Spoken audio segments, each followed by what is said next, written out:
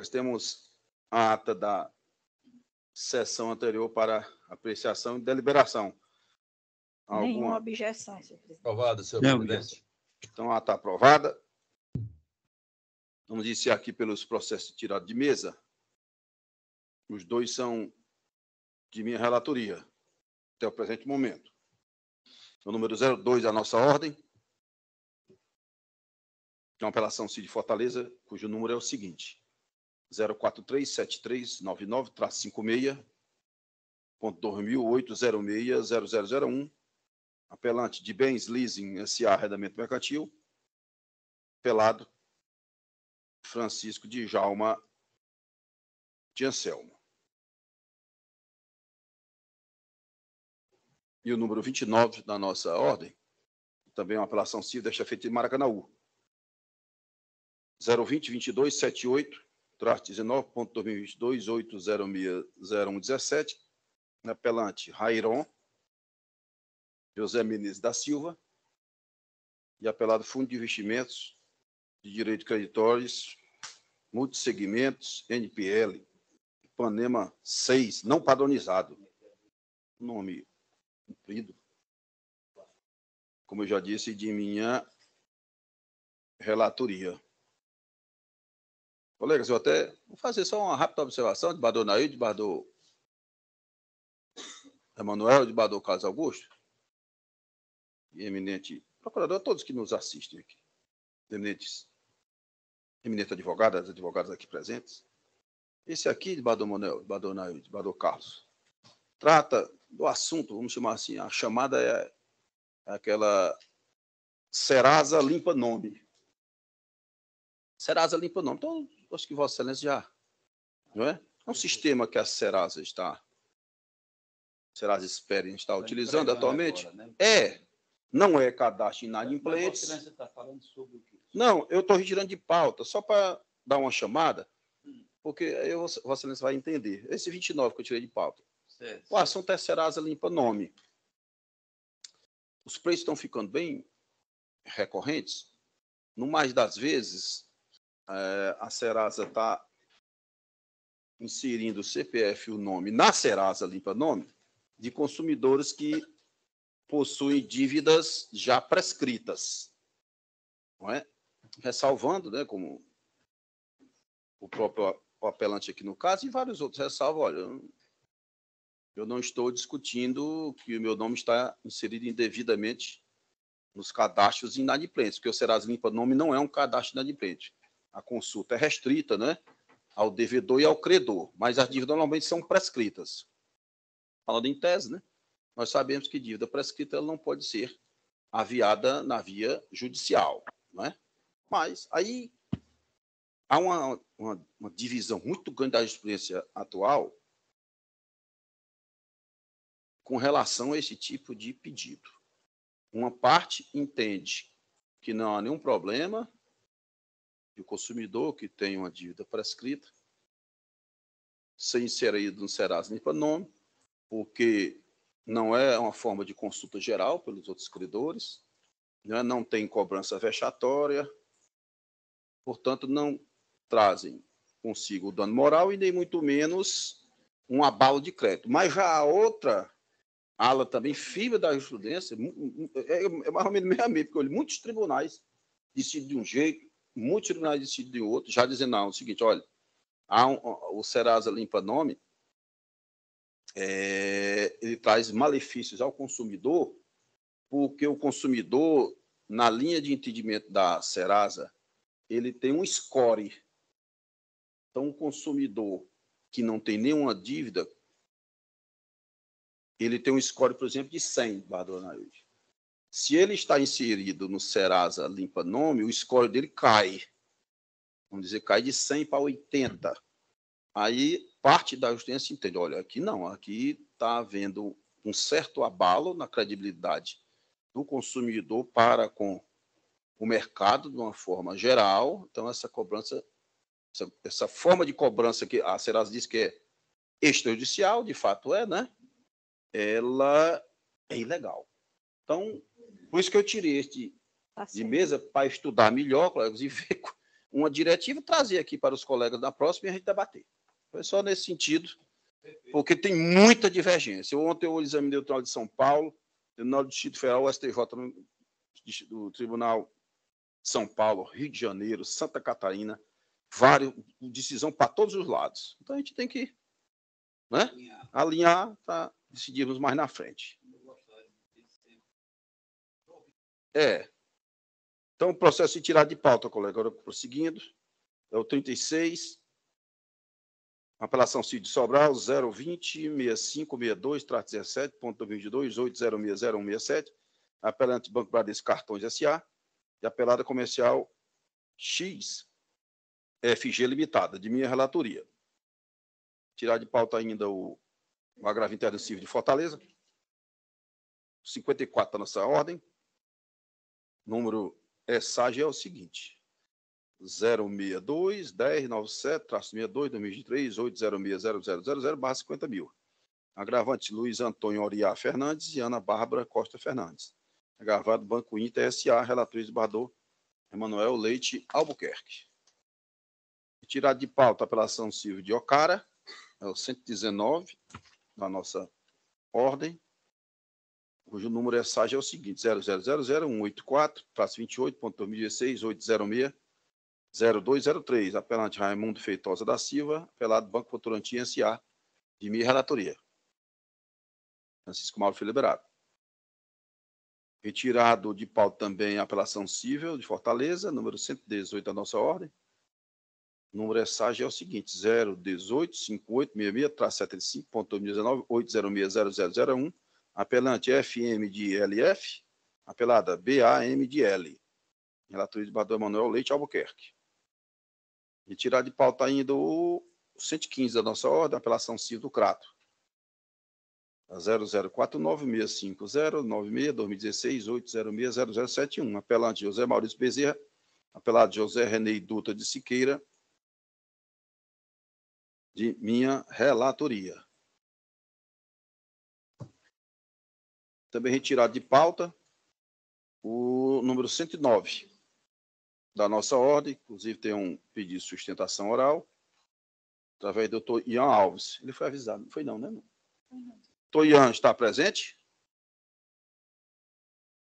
Doutor Ian Alves, boa tarde. Bom, retirado de pauta, o 109 é o 014 5232-37.2019-806-0001.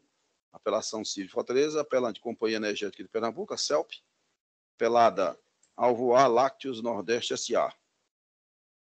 Doutor Ian havia pedido sustentação oral, fica prejudicada em face da tirada de pauta do feito, acima não, agora descrito. É de minha relatoria, Francisco Mauro foi liberado. A relatoria pode reincluir, viu, para a próxima. Só um ajuste. Mais algum, doutor?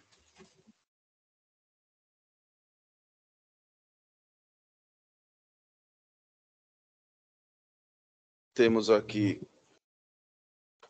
apenas um pedido de preferência na ordem, sem sustentação oral, de relatoria do desembargador Emanuel Leite Albuquerque, apelação civil de Horizonte.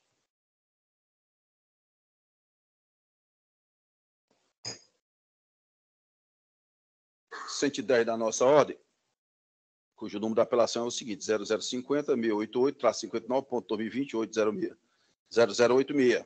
Apelante JB de L, apelados MSMP, JP de L e JP de L. Como eu já disse, relator do desembargador Emanuel, o recurso foi conhecido e desprovido. A decisão é unânime. O voto será, lógico, apresentado ao final da sessão pelo eminente relator.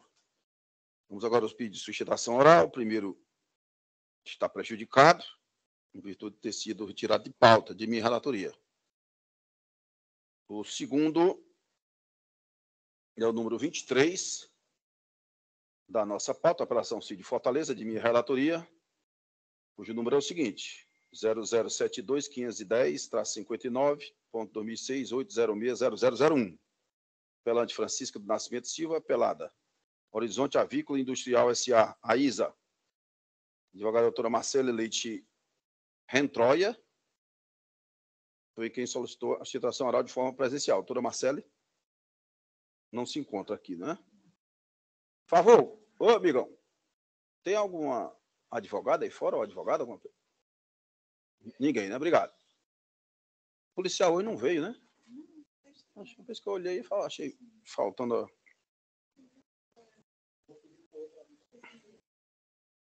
Vamos chamar mais uma vez a doutora Marcele Leite Rentroy, OAB Ceará, 33.569, que requeriu sustentação oral em prol da apelada Horizonte Avícola Industrial S.A. AISA.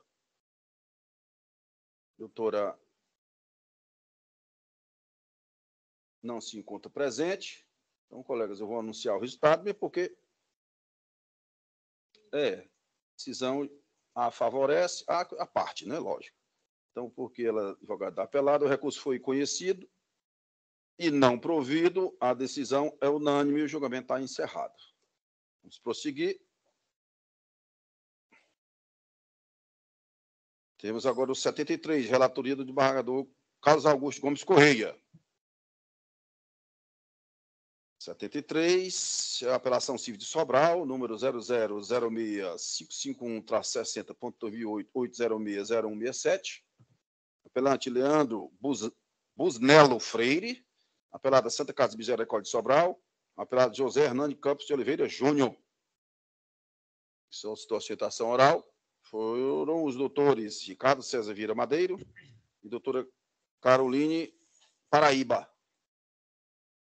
OAB Ceará 40.297. A doutora Caroline já está aqui. Isso, apelado Zé Hernani. Não votado no sistema do voto provisório. Não faço parte da turma julgadora. Falta Vossa Excelência de Badô Manuel, que o 73. Só um momento, viu, doutora, por favor. Doutora Caroline. 73, Badô Manuel.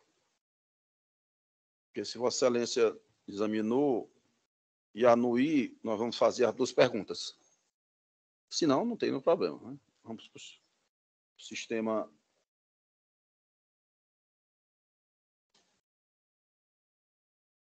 O Vador Naildo já acompanhou o emente relator, eu observo aqui.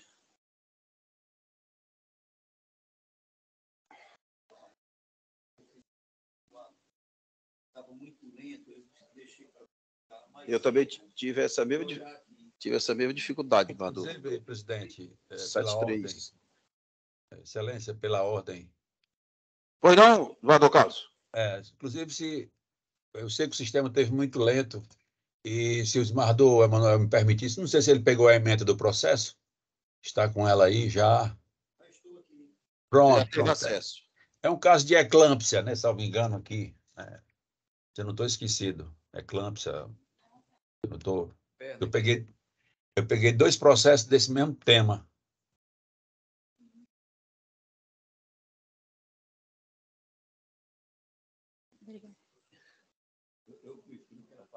Pois não? Pois não, Eduardo? Doutora Caroline, Vossa Excelência dispensa a leitura do relatório? Dispensa. Dispensa? Então, eu passo a palavra à senhora, por até 15 minutos. Tá. Boa tarde. Boa Meus tarde, cumprimentos às Vossas Excelências da Primeira Câmara de Direito Privado, ao desembargador relator Carlos Augusto, ao desembargador presidente Francisco Mauro, à desembargadora Mariana Hilde, desembargador Emanuel, desembargador José Ricardo Vidal Patrocínio, também saúdo a excelentíssimo representante do Ministério Público, doutora Ana Bastos, a coordenadora, doutora Lia, e os colegas advogados e os demais aqui presentes. Eu inicio a minha fala chamando feito a ordem para a ilegitimidade passiva do doutor José Hernani.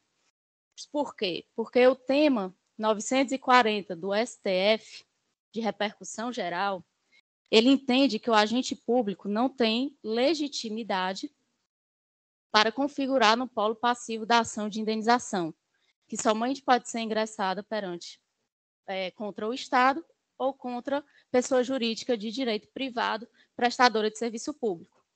No caso concreto, o doutor José Hernani, ele é médico de um hospital privado, mas que presta serviço público. por convênio com o SUS. Portanto, ele faz, às vezes, de agente público e não deve configurar no polo passivo da demanda. Ressalta ainda que o chamamento do feito à ordem foi somente realizado agora, porque o tema 940 de repercussão geral do STF só foi publicado no dia 6 de dezembro de 2019. Todavia, como o tema 940 de repercussão geral é um tema que trata da ilegitimidade passiva, e o tema de ilegitimidade passiva de causa é um tema de matéria pública, que pode ser conhecida a qualquer tempo pelo juízo, antes do trânsito em julgado, aqui eu requeiro o reconhecimento da ilegitimidade passiva do Dr. José Hernani e a sua consequente exclusão no processo. Com relação ao mérito da questão, trata-se de uma apelação interposta pelo senhor Leandro contra uma decisão proferida pelo juiz do primeiro grau da comarca de Sobral, que julgou improcedente a demanda de indenização por danos morais e materiais em desfavor da Santa Casa de Misericórdia de Sobral e do Dr. José Hernani. Em síntese, o apelante, na época menor, com 14 anos, ele estava sobre uma moto, pilotando a moto, ilegalmente, e ele colidiu com a vaca, sofrendo um acidente. Nesse acidente, ele passou em torno de 7 horas para ter sido recebido todo o socorro, foi levado para o hospital de Mucambo e, posteriormente, foi transferido para a Santa Casa de Sobral. Ele alega que, no dia 9 de maio de 2007, em torno de 3 dias após o acidente, ele foi submetido a uma cirurgia com o Dr. José Hernani para tratar a fratura do fêmur que ele teve, que foi o fêmur repartiu em várias partes. Todavia, no dia seguinte, após esse procedimento, ele alega que a perna ficou vermelha e que o médico não teria dado a devida atenção, assistência à perna vermelha que ele tinha. E aí, no dia posterior, foi constatada a falta de circulação e ele foi encaminhado por IJF, onde foi feita a amputação da perna. Então, em síntese, o apelante ele entende que o doutor José Hernani agiu com imperícia ao obstruir um vaso sanguíneo durante a cirurgia de fratura do fêmur e com negligência por não refazer a cirurgia a tempo, mesmo ele sentindo fortes dores. E aí, portanto, ele requer a reforma da sentença de primeiro grau. Ocorre, Vossas Excelências, que a sentença deve ser mantida em todos os seus termos, não carecendo de reforma. Isso por quê? O apelante não trouxe nenhum fato novo, nenhum fato que pudesse refutar qualquer fundamento da sentença. Por outro lado, a sentença ela foi respaldada em várias provas dos autos, como se tratava de uma lesão grave, com desvio acentuado de múltiplos fragmentos ósseos. Ficou comprovado também nos autos que o Dr. José Hernani requisitou uma série de exames laboratoriais e 2 bolsas sanguíneas antes da cirurgia, ou seja, ele fez todo o pré-operatório corretamente como se manda a literatura médica. Também ficou comprovado que o tratamento proposto e realizado foi o tratamento correto, que foi a redução da fratura com alinhamento dos ossos, com a fixação de placa e parafusos. E a cirurgia foi sucesso, tanto é que nas fotografias das radiografias, contidas em folhas 128 e 132, demonstram o sucesso e o alinhamento do osso do apelante. O doutor Hernani tomou ainda todas as precauções cabíveis e imaginárias para poder prevenir uma infecção. Ele prescreveu um antibiótico para o paciente antes, durante e depois da cirurgia, como também prescreveu anticoagulante, como a heparina, justamente para evitar um possível trombo. Porque o trombo, que foi o que o paciente veio a desenvolver, é inerente não da cirurgia em si, mas da própria complicação da fratura de fêmur que ele teve. Então, a verdade é que até o fato dele ter demorado 7 horas até um atendimento inicial, isso dificultou muito o prognóstico dele. E também não merece prosperar a acusação de que houve uma lesão na artéria durante a cirurgia, porque se tivesse havido uma lesão durante a cirurgia, logo após as primeiras horas da cirurgia, o membro já estaria com a circulação presa e já teria que ter sido amputado naquele momento. E, no caso, foi 3, 4 dias depois, mesmo ele já estando com heparina. O médico teve toda a diligência, inclusive, para ligar para um cirurgião vascular, né, após a cirurgia, já para tentar prevenir essa possível complicação que é inerente da própria lesão do apelante. E também restou claro na instrução processual que, mesmo após o retorno do paciente com a perna amputada para o médico apelado, o doutor Hernani conseguiu, junto à empresa, uma doação de prótese para o apelante, que na época só tinha 14 anos. Então, é nítido que o doutor José Hernani foi perito, prudente e diligente, não cometendo, portanto, nenhum erro médico, estando a sentença coerente, fundamentada, bem pautada, e aí eu peço licença que eu vou ler o final da sentença. Inexistem provas nos autos de que o primeiro promovido tenha sido negligente em relação às queixas do paciente, tendo consultado especialista, solicitado sua presença e ministrado medicação própria para os casos de embolia, com anticoagulante e heparina. Não restou provado nos autos qualquer negligência por parte do primeiro promovido, tampouco imperícia na realização da cirurgia, não restando evidenciado qualquer erro médico, inexistindo provas de que não tenha ocorrido. De rigor, portanto, a improcedência dos pedidos. Então, por todos do exposto, é que a defesa requer a total improvimento do recurso de apelação. Obrigada pela atenção. Por nada, doutora Caroline. Eu passo a palavra ao eminente relator. Boa tarde, presidente. Boa tarde, doutora Nailde, Renovando doutora Emanuel, doutora Ana. Momentinho, desembargador. Desculpe. Não, sem problema. O desembargador Emanuel quer fazer o da palavra? Pois não, desembargador? Não, pois não, desembargador Carlos. Não, o senhor pediu primeiro, por favor. Pode falar.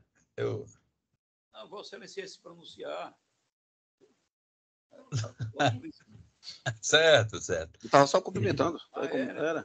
Tudo bem, cumprimentando, né? Boa tarde a todos e a todas. Parabenizar a doutora Caroline, né, Paraíba, né? Sustentou muito bem.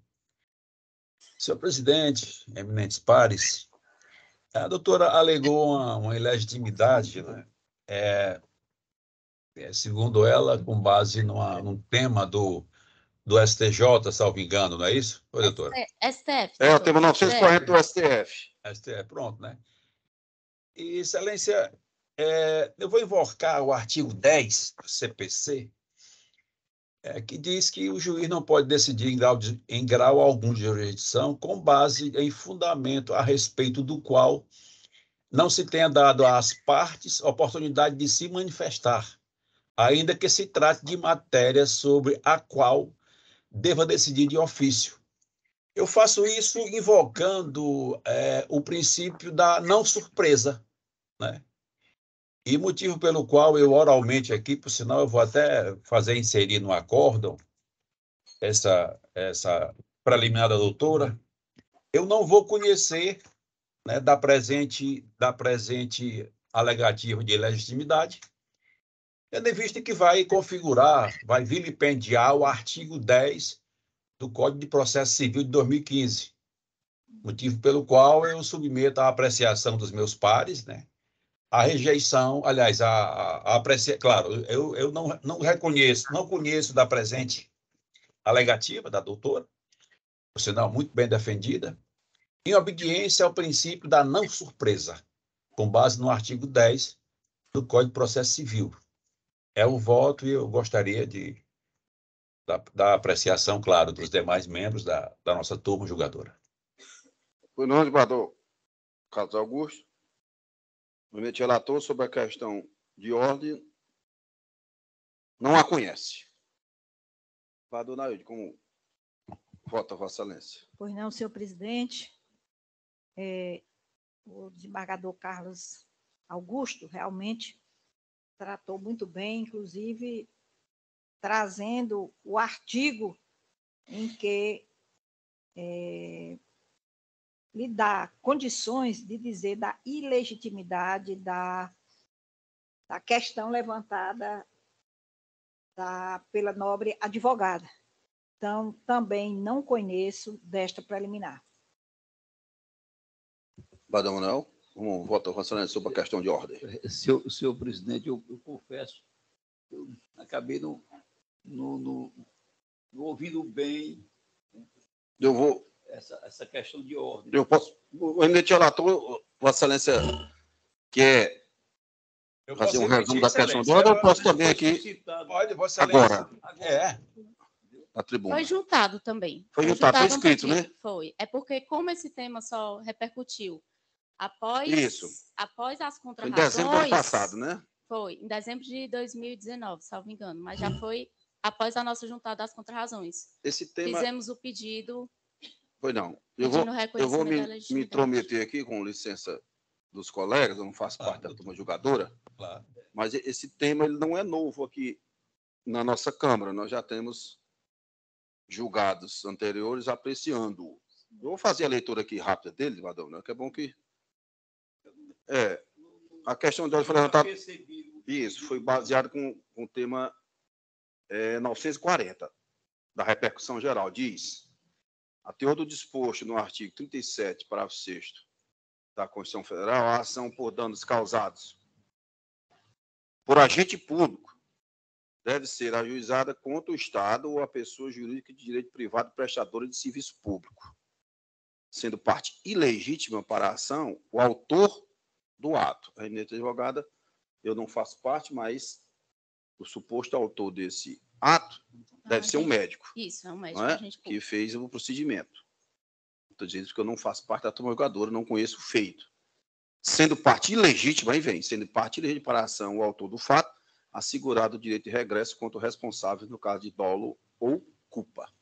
O eminente relator não está conhecendo dessa questão de ordem sobre o argumento acompanhado pelo eminente embargador Anaílde de que traria uma surpresa para a parte adversa, infringindo o disposto no artigo 10 do CPC. Daí ele não conhece da questão de ordem. De forma bem sintética, é isso, não é? Então, esse senhor que operou, esse médico, José Hernani Campos, seria parte ilegítima. Isso. Segundo o tema, sim. Segundo o tema, sim. Então, a ação seria proposta, no caso, contra... Ou contra o Estado, ou a pessoa jurídica, que no caso seria a Santa Casa Misericórdia. Ficaria só a Santa Casa Misericórdia. Porque a questão da aplicação do artigo 10, e no caso de tirar a falta para poder mandar o PIB. Eu creio que não seria o caso de definir por conta dessa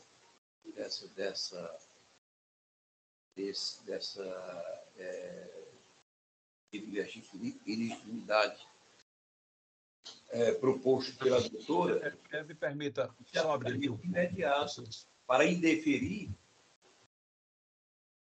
você aplicaria o artigo 10. Me permita, por favor, só abrir o processo, que está muito lento aqui. Pois não? Manda novo objeto. Nós já aplicamos esse tema já. Eu vou só abrir o processo aqui. 900 de minha relatoria, inclusive. No sentido que está aqui? Sentido idêntico. Normalmente, até julgado... Agora sim, Vadão Manuel, eu não conheço esses autos, né? Tem só que ver se o caso dos autos, evidentemente, Vossa Excelência fazem parte da turma de jogadores, se enquadra aqui nos termos do... Se a cirurgia foi feita pelo SUS, né? Mas o médico é esse doutor, José Hernani. Pronto. Olha, eu pretendo, já pretendia pedir vista. Eu não tive tempo em casa de analisar de uma forma mais profunda. Até porque eu falei a questão do sistema. Claro. Então, eu pediria vênias ao desembargador Carlos Augusto para de logo pedir vista. Claro. Né? E analiso melhor e trarei melhor na próxima semana. Perfeito. Pedindo minhas escusas à doutora. Tudo bem. Perfeito. Vista concedida. O eminente desembargador Emanuel Leite Albuquerque, doutor Ali, ainda estamos na questão de ordem. Obrigado, viu, doutora? Obrigada. Defender a parte americana. Isso. Não, a doutora encerrou a citação. Ela fez Ela chegou a... completa. perfeito. A citação foi É daí que o... questão de ordem e meritória. Excelência, o relator. Pronto. Perfeito. Continuando, vamos agora ao número 6. Doutor Rafael já está ali. Boa tarde, doutor Rafael. Apelação Cid Fortaleza, quarta vara cível. O número 6 da nossa ordem. Cujo número é o seguinte: 013-8327, 16.2019, 8060001. Apelante Autoaviação São José Limitada. Apelados Maria de Lourdes de Abreu Freire e outros. De minha relatoria. Francisco Mauro Filho Liberato.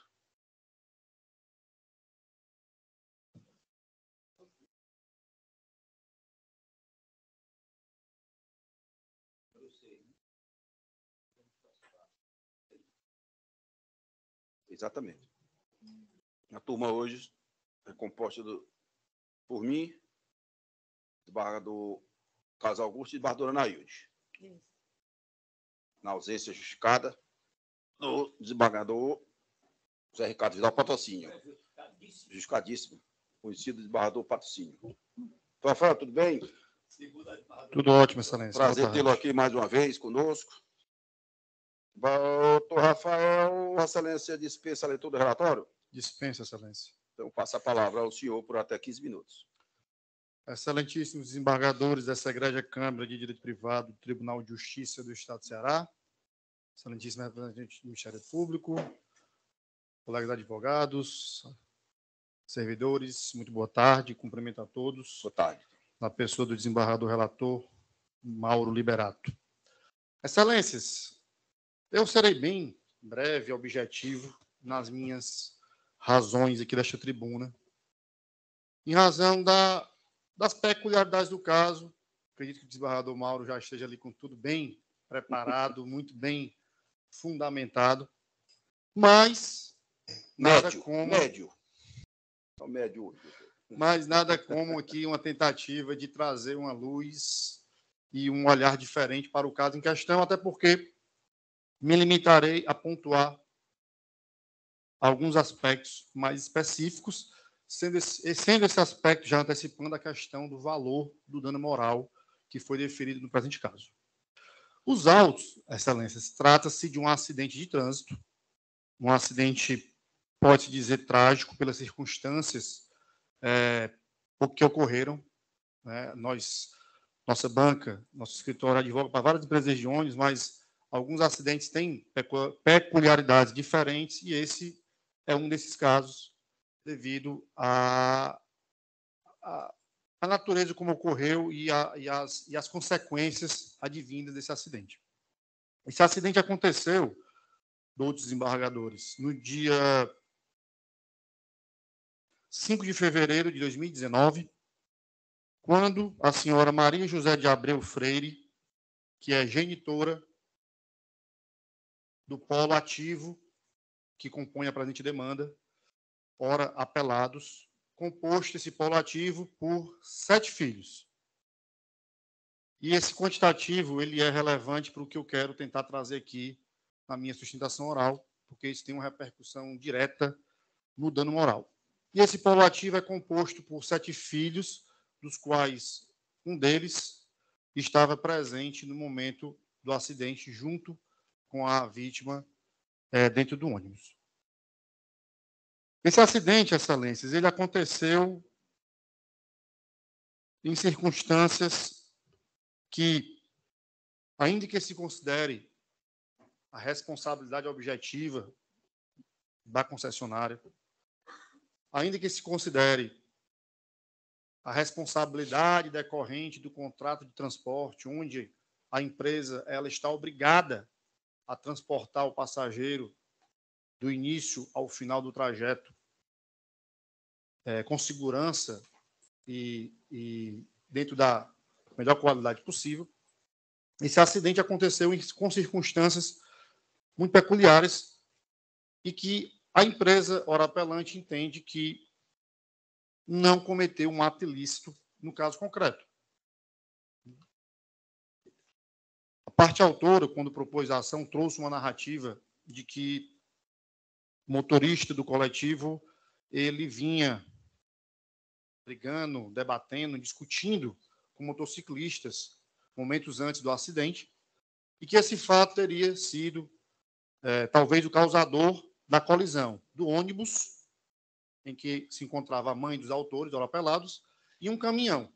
Esse caminhão se encontrava estacionado, parado, à margem da pista de rolamento, numa condição, devido ao seu tamanho e devido à falta, talvez, de espaço no local, em local, diga-se, inapropriado, e com parte do caminhão fora da pista de rolamento e parte do caminhão dentro da pista de rolamento. E a colisão aconteceu quando o motorista do ônibus, ele trafegava na faixa da direita, visualizando a presença de um motociclista à sua frente. Ele efetua uma manobra de ultrapassagem e, ao retornar para a sua faixa da direita, tomando cuidado, isso são palavras do motorista, que eu aqui reproduzo, e, ao voltar para a faixa da direita, tomando cuidado com a presença do motociclista que se encontrava no local e acabava de ser ultrapassado, ele se depara com um caminhão parado, como já antecipado, metade fora da pista, metade dentro da pista, causando uma colisão do lado direito do coletivo contra a traseira, lado esquerdo, desse caminhão que se encontrava parado, e foi uma colisão de grande proporção, até pelo volume, pelo tamanho dos veículos envolvidos.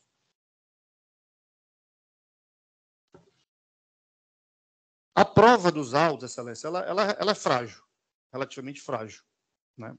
Tanto que, nas nossas razões recursais, são citadas os depoimentos tanto do motorista como do cobrador que trabalhava do coletivo, mais depoimentos prestados ainda na esfera policial.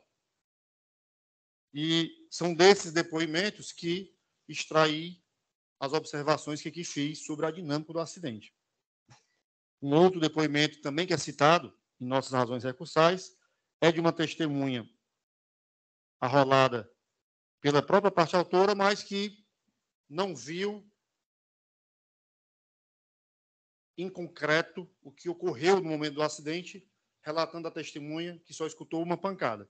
Mas quando questionado se o motorista estava em velocidade normal ou em alta velocidade, a testemunha afirmou que estava em velocidade normal e que, de fato, o motorista teria perdido o controle do ônibus. E diante dessas circunstâncias, Excelências, de que, no entender da apelante, não houvera, quando da ocorrência do acidente, um ato ilícito praticado pelo motorista, seja uma direção perigosa, seja uma ultrapassagem indevida, seja um excesso de velocidade que pudesse caracterizar a ocorrência desse ato ilícito, e que o fator preponderante do acidente teria sido a presença desse caminhão estacionado de maneira irregular, posicionado parte fora da pista, parte dentro da pista, o fator determinante da ocorrência deste acidente. E por essa perspectiva, à luz do nosso entendimento jurídico, busca-se o reconhecimento aqui de um excludente da responsabilidade do caso fortuito e da força maior, considerando que, naquele momento, durante a condução daquele ônibus, o motorista da empresa apelante não teve qualquer outra alternativa ou qualquer outra ação que pudesse evitar o acidente em questão causado por um evento totalmente inesperado.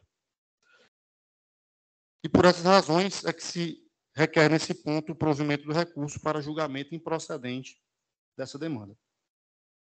Mas é importante destacar, Excelência, que tudo que aqui eu já antecipadamente falei, ainda que essa tese não venha a prosperar, como obviamente, devido à minha presença nessa tribuna, de antemão já conclui-se que o voto é desfavorável nesse aspecto, tudo que aqui tratei, ele tem também um reflexo para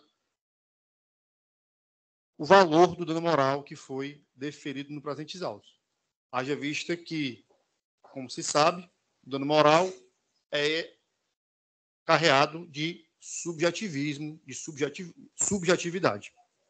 Creio eu que seja uma das missões mais árduas de um julgador é definir o valor de um dano moral, ainda mais em circunstâncias em que envolvem a vida de uma pessoa. Longe de mim aqui querer diminuir, menosprezar ou quantificar o valor de uma vida humana, mas é certo que os critérios para essa quantificação do dano moral estão colocados, se não na lei, mas em premissas jurisprudenciais. Sejam ele a contribuição do ato ilícito, a gravidade da conduta, a capacidade financeira dos envolvidos, entre outros critérios. E aqui, excelências, como já dito, ainda que se reconheça a responsabilidade da empresa por aspectos jurídicos até, que assim entendo, como já citado, a relação contratual de transporte e de transporte de forma segura do passageiro em questão, é necessário observar a conduta praticada pelos envolvidos, especialmente do motorista do coletivo, diante dessas circunstâncias. Isso já seria um ponto a se verificar. O valor do dano moral atingiu a quantia total de R$400 mil. E, obviamente, o juiz fixou essa verba da seguinte forma. São 7 autores no processo, ele deferiu o valor de uma indenização, o valor da indenização no valor de R$50 mil para 6 desses autores, 6 dos filhos da vítima, totalizando 300 mil, e para uma 7ª filha, que é a filha que estava presente por ocasião do acidente dentro do ônibus, junto com a vítima, foi deferida o valor dobrado, de R$100 mil, totalizando, portanto, R$400 mil. E nesse aspecto, excelências, é que eu gostaria de suscitar aqui uma questão para ponderação e reflexão de vossas excelências, que é a quantificação do dano moral quando presente um litisconsórcio ativo e de grande quantidade, como no caso em questão. Não é aquela ação onde é proposta pelo companheiro, pelo marido, com um filho, ou por um filho, 2 filhos. É uma demanda que o polo ativo, nesse caso, ele tem a presença de 7 autores, e a partir do momento que a indenização foi fixada no patamar de R$50 mil para 6 dos autores e R$100 mil para um dos autores, o valor total, que eu entendo que deva ser sopesado também quando a fixação da indenização, ele acabou atingindo o valor que a gente considera, no nosso entendimento, salvo o melhor juízo, exagerado. Longe de mim, novamente repito, aqui, imaginar que o valor de R$50 mil não é um valor razoável, proporcional. Mas a peculiaridade do processo não é ou não são os R$50 mil, e sim a quantidade de autores presentes nessa demanda. Então, nessa perspectiva, excelências, com os critérios colocados pela jurisprudência, tanto na contribuição do evento danoso e sua gravidade, quanto por esse aspecto aqui levantado da quantidade de autores no polo passivo da ação, no polo ativo da ação, melhor dizendo, é que se requer, caso vossas excelências não entendam, quanto ao mérito pelo julgamento improcedente da demanda, que o valor do dano moral seja revisto. É importante frisar, assim, se fala muito da concessionária de serviço público, mas, assim, o setor de transporte, de um modo geral, mas especialmente o setor de transporte de Fortaleza, passa por uma crise, não de hoje, já há muito tempo, antes da pandemia, e só foi agravado pela pandemia muito severo, né? Só a título ilustrativo, isso não consta nem nos autos, mas realmente a título ilustrativo, das 13 empresas que iniciaram a prestação do serviço através de licitação no ano de 2013, 12, melhor dizendo, 3 encerraram as atividades e 2 estão em recuperação judicial. Porque realmente o serviço de transporte tem passado por grandes dificuldades e esse aspecto financeiro é determinante no processo como esse. E, por fim, Excelências, superando também já a questão do dano moral, tem uma tese subsidiária suscitada que foi rejeitada na primeira instância quanto à dedução do valor do seguro DPVAT. E a sentença coloca, no nosso entender, de forma equivocada, em contrário ao que entende o STJ, de que não houve comprovação do recebimento de valores. Ora, houve o falecimento da parte, a lei que trata do DPVAT é expressa que, nos casos de falecimento, o valor da indenização ele é único, no valor de R$ 13.500, e o STJ já tem essa questão sumulada da dedução do DPVAT do valor indenizatório, bem como que essa dedução independe de prova. Isso tem, em vários julgados, reiteradamente, essa decisão de que a dedução da indenização era independente de prova, haja visto que é um direito subjetivo até do próprio interessado de requerer aquela indenização. Agradeço a atenção de Vossas Excelências, me alonguei até mais do que eu imaginava, esgotando aqui praticamente o tempo, mas requer aqui o provimento do recurso, é o que se espera. Obrigado.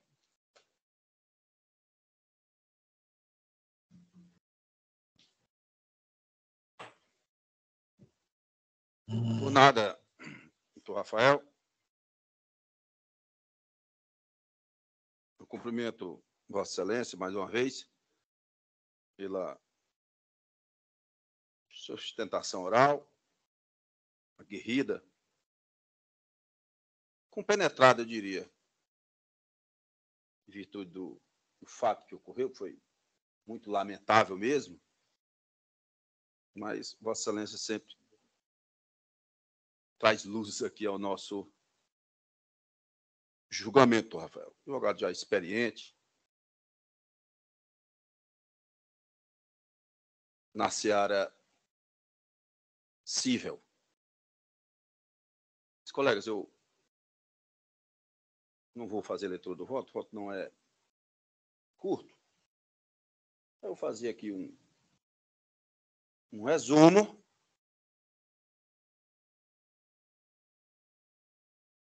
respeito à nossa Constituição Federal, a eminente advogada, as partes, motivar aqui a minha decisão, sem ler aqui, ipsi verbis, a minha proposta de voto. Nós vamos iniciar um sinistro de circulação envolvendo transporte coletivo, envolvendo essa senhora Maria José de Abreu Freire, que era passageira do coletivo. E a apelante, Autoaviação São José. Houve uma colisão, colegas, lá na Avenida Godofredo Maciel, bairro Mudubim. Já retratou o eminente advogado, o Rafael. O coletivo fez, Bardora Nailde, uma manobra para ultrapassar uma motocicleta. Quando foi retornar para a sua mão de direção, havia de fato um caminhão mais à frente, parado, e o coletivo atingiu a parte posterior do caminhão que estava parado, ali a parte posterior esquerda do caminhão, e o coletivo abarrou sua parte dianteira direita. Dessa colisão, infelizmente, lamentavelmente, essa senhora, Maria José, faleceu no local de forma trágica. Ela teve seu corpo dilacerado, né, com exposição de vísceras, ossos, e a gente fica imaginando essa cena lá no local que é retratado, o Rafael sabe disso, Vossa Excelência também sabe, que participam na turma julgadora, também foi retratada aqui através de fotografias. E essa senhora, lamentavelmente, faleceu, Dona Maria José, uma senhora já mãe, como já dito aqui, dos autores. Ela estava acompanhada da sua filha, Maria Lúcia de Abreu Freire. Ambas, elas se utilizavam do serviço de transporte da concessionária recorrente. Essa foi uma justificativa, já vou me adiantando um pouco, mas na frente eu vou, um pouco à frente, depois retorno. Essa foi a justificativa da magistrada, doutora Mira Mota, de exacerbar o valor, duplicar o valor da indenização por dano extrapatrimonial para essa filha específica, a Maria Lúcia, porque ela estava presente e aí a gente pode imaginar como é, pode só imaginar, né? Nunca queremos passar. Rezar para isso não ocorrer. Rezar muito. A gente pode imaginar o desespero, a angústia, a aflição dessa filha vendo a mãe daquela forma. Então, ela duplicou, a magistrada, o valor da indenização. Eu também já me adiantando um pouquinho, isso vai servir aqui para fundamentar também o meu voto, de que na exordial, por conta desses acontecimentos lamentáveis, doutora procuradora, a autora específica, a senhora Maria Lúcia, a filha que estava lá, né, presente, que também era transportada, ela, por conta desse fato, disse que ficou psicologicamente muito abalada, mais do que os demais, digamos assim, os seus irmãos, da dona Hilde, e teve que se submeter a tratamento com psicólogos, né, medicamentos e etc. Mas isso eu vou deixar um pouquinho mais na frente para nós observarmos, decidirmos se a dobra do quanto indenizatório para ela é justa e razoável. Vou deixar um pouquinho mais para frente. Vamos voltar. O Partes, a empresa alega que na forma escrita e oral, que o doutor Rafael, que o fato lamentável se deu por culpa de terceiro, no caso seria lá o caminhão, o motorista do caminhão que parou no local inapropriado. Requer aqui também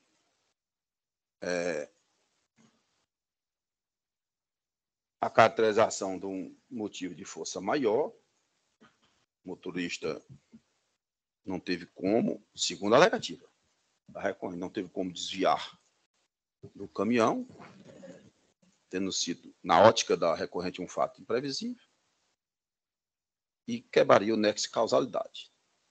Portanto, está isento da indenização, postula a redução do dano moral e, por fim, o desconto, o abatimento do seguro DPVAT da indenização. Nós temos que pontuar, viu, doutor Rafael? Concessionária de serviço público, não dá para a gente sair desse quadro aqui fático jurídico, porque, de fato, a autoaviação é uma concessionária de serviço público, nós sabemos, desde a Constituição Federal, responsabilidade objetiva. Basta que os autores, e eles comprovaram a saciedade, o fato, o dano e o liame causal que os une.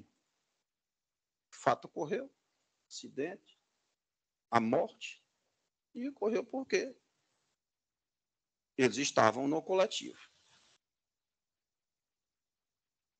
Sociedade objetiva. E aí caberia a recorrente, vamos olhar só para a ótica da Constituição Federal.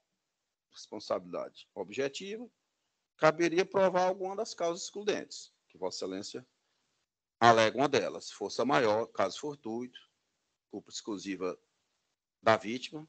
Essa a gente exclui logo, né? A senhora estava em passageira, né?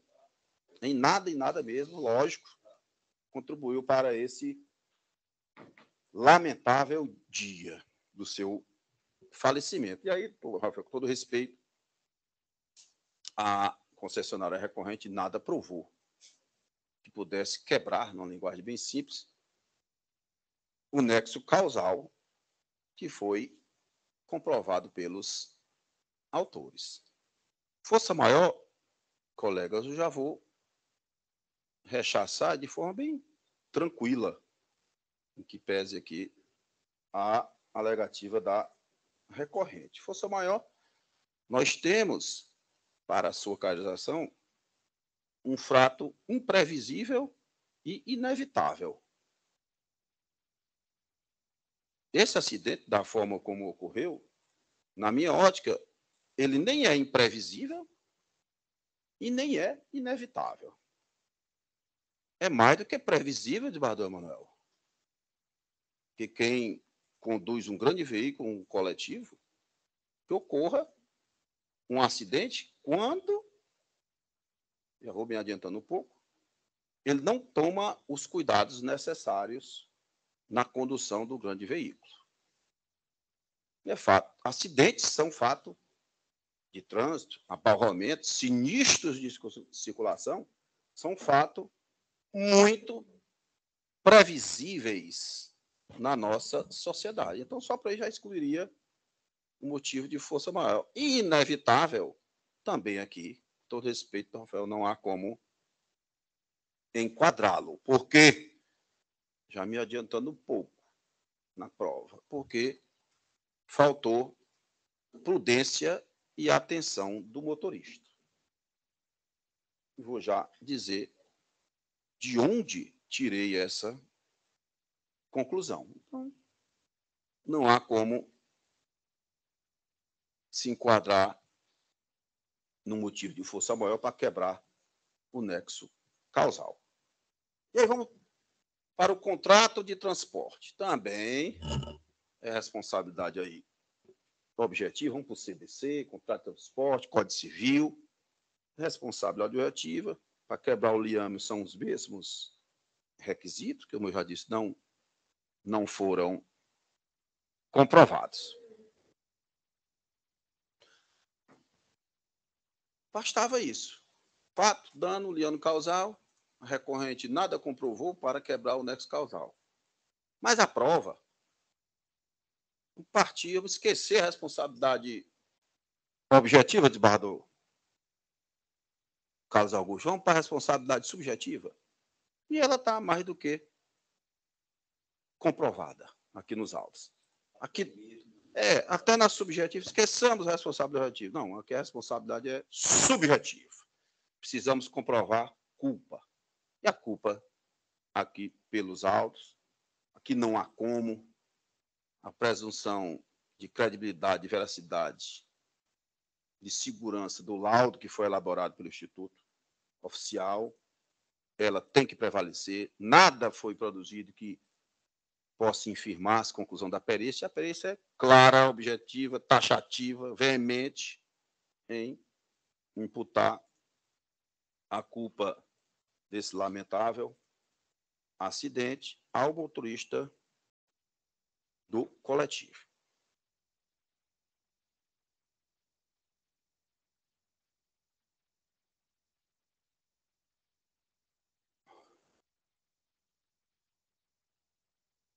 Diz o laudo, só na parte que interessa aqui para ilustrar.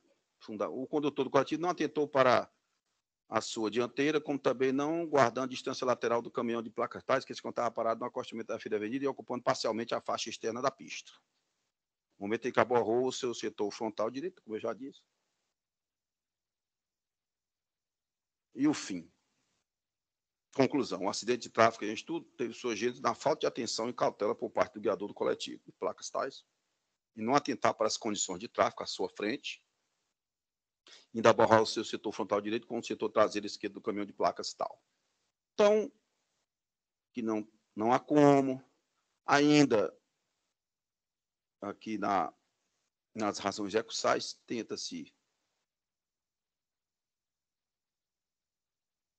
quebrar o liame através de uma argumentação que ela não convence, não encontra mais nem respaldo da nossa legislação. Isso vinha desde a jurisprudência, a matéria simulada, que era culpa de terceiro, seria o caminhão, o piloto do caminhão ter estacionado lá.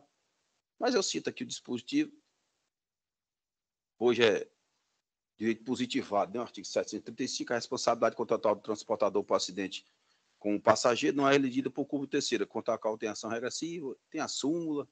Então, por onde a gente tenha um olhar, permanecemos aqui com o ato ilícito praticado. Eminente doutor Rafael. Então, não há como julgar improcedente a demanda. Vamos, então, agora, o valor do dano moral. Colegas, eu vou ser bem sucinto. O fato foi terrível, lamentável, eu diria até traumatizante, horroroso mesmo para os familiares. Eu estou convencido, doutor Rafael, que R$50 mil para cada um dos autores não é um valor exacerbado, não é um valor desproporcional, mesmo tomando em consideração o montante total. Não há como. Aqui a dor, o sofrimento, a angústia, não precisa nem eu ficar aqui repetindo, é evidente para os filhos. Não há como eu diminuir pelo todo, mesmo porque cada um sofreu na mesma proporção, com exceção daquela que estava ali presente com a sua genitora. Então, não vejo como alterar. Acho que a juíza aqui calibrou bem, R$50 mil para cada um. Nós sabemos, Vossa Excelência sempre tem uma boa argumentação, uma boa oratória, conhecimento jurídico à saciedade, mas nós sabemos a crise mundial que nós passamos, né, econômico, financeira, e do Brasil, do Ceará, todos nós. Né? Ontem mesmo eu soube, viu, doutora Nailde? A minha esposa me falou, Mauro, a Bibi, aquela senhora dos doces, né? Antiga, acho que a Bibi tinha 50 anos, né? Aqui de mercado, né? Eu ia lá, eu namorava com a minha esposa, a gente ia lá, a mãe dela, né? Encerrou as atividades ontem, né? Foi. Né? Toque-toque, né? A gente está vendo, a crise é muito grande, né? Mas, infelizmente, são fatores que a gente, nessa situação aqui, não tem como, né? Haver uma justificativa dessa, né? Por quê? Porque aqui já está bem calibrado, no meu entendimento, o valor. Agora, com relação, doutor Rafael, à filha que estava presente, que é a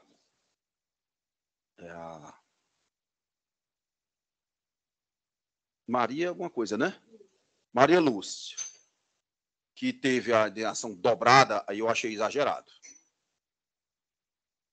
Eu fui observar, por isso que eu disse, indo e voltando, um pouco aí no meio da minha fala, do meu voto, que é singelo, mas eu acho que dá para ir, ela não trouxe nada que comprovasse esses consultas, esses exames, que estava passando por tratamento psicológico, psiquiátrico. A gente sabe que, lógico, um fato desse vai causar um transtorno familiar, mas para a justificativa da dobra, além dela estar presente, tinha que ter uma documentação, assim como ela alega na exordial, e aqui ela não provou, da dona Eude. Essas consultas, essa medicação que está tomando, lógico que a gente sabe, eu sempre reiterando, né? Um fato muito triste, mas a gente tem que julgar com a prova dos autos. E a dobra dela eu achei exagerada, eu estou propondo R$70 mil. para o caso dela, porque, de fato, trauma dela estava lá presente na hora de Bardomeu, é mais grave do que acho justificável um aumento, mas não a dobra de 50 para 100 mil reais, 70 eu acho mais proporcional. E por fim, colega, já para não me adiantar mais, não há como aqui, doutor Rafael, reduzir o valor do seguro DPVAT. Vossa Excelência sabe que a indenização aqui é por dano moral. O seguro DPVAT não cobre dano extrapatrimonial. Portanto, no caso específico, ele não pode ser deduzido, apesar de eu não concordar com a justificativa da magistrada. Foi que ele não tinha comprovado o pagamento. Isso não é justificativa convincente, né?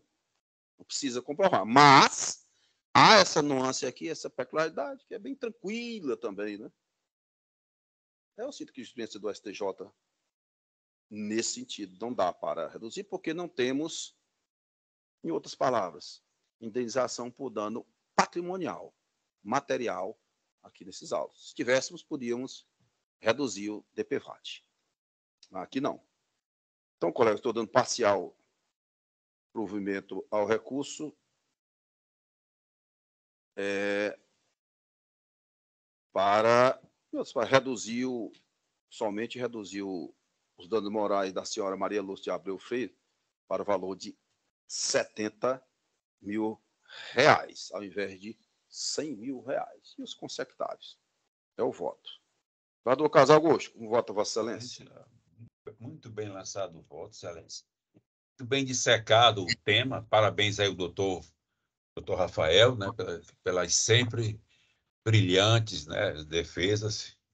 Mas a sentença, o acordo, aliás, confirmando a sentença, está muito bem calibrado, como nós sempre falamos aí. Acompanho integralmente com os cumprimentos. Vereador Nailde, como vota Vossa Excelência? Pois não, senhor presidente. Acompanhei atentamente aqui a fala do nobre advogado e também as explicações de Vossa Excelência, em que tratou muito bem os princípios, né, da razoabilidade, da proporcionalidade, e fez esse pequeno reparo na decisão da doutora Miriam Porto, né, somente com relação ao valor da indenização atribuída à filha, que fazia companhia à mãe. Acho que realmente dobrar não seria o mais viável. E Vossa Excelência reduziu para um montante de 70 mil, deixando para os demais filhos o valor de 50 mil, não é isso? Isso. Eu acompanho integralmente Vossa Excelência pelo seu zeloso trabalho em apresentar hoje aqui, didaticamente, tudo que foi desenvolvido em seu gabinete. Parabéns, desembargador Mauro, e acompanho integralmente Vossa Excelência. Obrigado, dona Nailde. Vereadora Nailde. Só quer dizer doutora Nailde hoje. Não sei por quê, vereadora. Doutora. Não deixa de ser doutora, mas não é o termo. Professor Nailde, Obrigado, vereadora Nailde. Eu anuncio o resultado do julgamento. O recurso foi conhecido e parcialmente provido nos termos do voto do relator. Decisão unânime, o julgamento está encerrado. Obrigado, doutor Rafael, mais uma vez. Obrigado, Excelência. Boa tarde. Boa tarde, senhor. Boa tarde, doutor. Então, continuando, colega, eu vou chamar aqui a julgamento agora o 86 da nossa...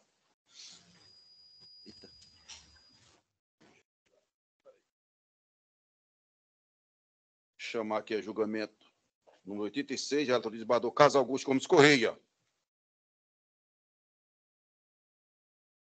A apelação Cid Lavras da Mangabeira, 0200 050 0200 050 80 2022 806 0114.